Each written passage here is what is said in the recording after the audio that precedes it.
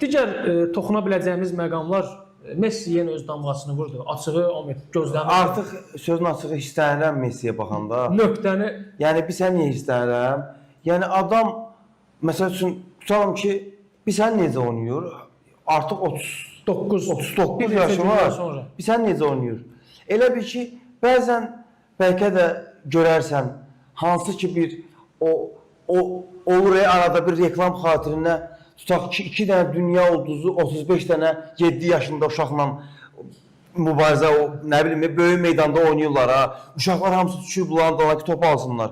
Elə bir ki, şov xarakterli. Elə bir ki, o rəqiblər düşüb bunun dalındakı top alsınlar. Bilsən, sözün həqiqi mənasında bilsən nə olacaq insanlarda?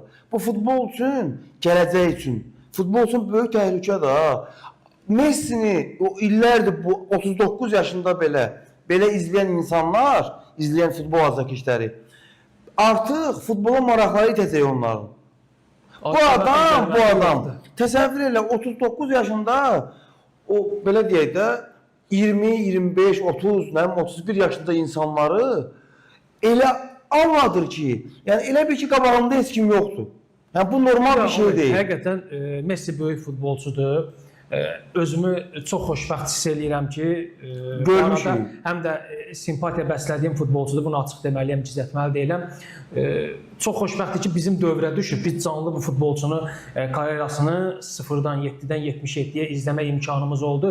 Və ən çox da sevindiyim məqam karyerasını erkən bitirmədi. Hətta 33-34 yaşında da sağollaşa bilərdi futbolla. Müzakirələr də çox gedirdi. Hətta bir dönəm Argentina millisi ilə sağollaşmışdı.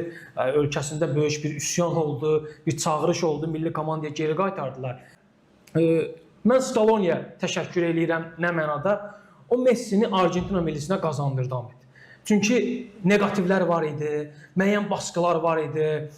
Messi nə qədər ki Argentina millisindədir, Argentina millisi uğur qazana bilməyəcək, amma Argentina millisi Maradonadan sonra ən böyük uğurlarını elə Messi ilə qazandı və Messi'nin böyük damğası oldu. Artıq ilk oyunda etrik etməklə dünya çempionatlarında və ən önəmlisi bilsən nədir xanımlar, üzr istəyirəm. Elə bir durum var ki hal-hazırda Argentina millisində.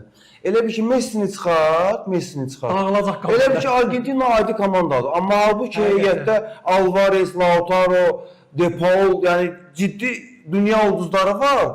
Amma sanki Messi olmasa Argentina adi bir komanda kimi görsənir. O futbolçulara da həqiqətən böyük əksən ki, məsələn, ayrı-ayrılıqda heç biri sıradan Alvarez olsun, heç biri sıradan futbolçular deyil.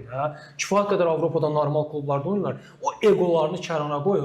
Amma əksində Portuqaliya millisində. Portuqaliyaya gələcəm. Messi'nin ətrafında birləşməyə bacarırlar. Məsələn, o meydana çıxanda bir görüntü var, həqiqətən də çox xoş görüntüdə. Messi hər zaman ön sırada dayanır, kollektiv olaraq ətrafında dayanırlar. Bir qədər də o Qurtlar Vadisi pusuya falan oxşayır. Həqiqətən o vəhdəti qura bilirlər də o futbolçular və sonuncuda da nədir, Ahmet? Bu uğurlar təkcə Messi'nin adına yazılmır da, Argentina millisinin adına yazılır və tarixdə həm də o futbolçular qalacaq. Bugün Maradona tək xatırlanmır. Həmin o 86-cı ilin dünya çempionatının oyunlarını izləyəndə həm də Maradona'nın komanda yoldaşları xatırlanır, baş məşqçi xatırlanır. Həm də öz adlarını qızıl hərflərlə tarixə yazdırmış olurlar və 2022 dünya çempionatında oynadıkları yaxşı futbolla, qazandıkları titulla həm də yaxşı karyera qurmuş oldular. Böyük təkliflər aldılar. Chelsea'si olsun, Atletico'su olsun, Manchester City'si olsun, böyük klublara transfer oldular. Bu baxımdan da düşünürəm ki, həqiqətən yaxşı bir mexanizm qurublar. O mexanizmlə davam eləyirlər. Biz Argentina azarkeşi olaraq, bir Messi azarkeşi olaraq uğurlar arzulayıram. Ümid edirəm ki, karyerasının sonunu da onsa major notlarda başa vurub 2022 dünya çempionluğunu qazanmaqla bu dünya çempionluğunda da olsa çox sevinərəm.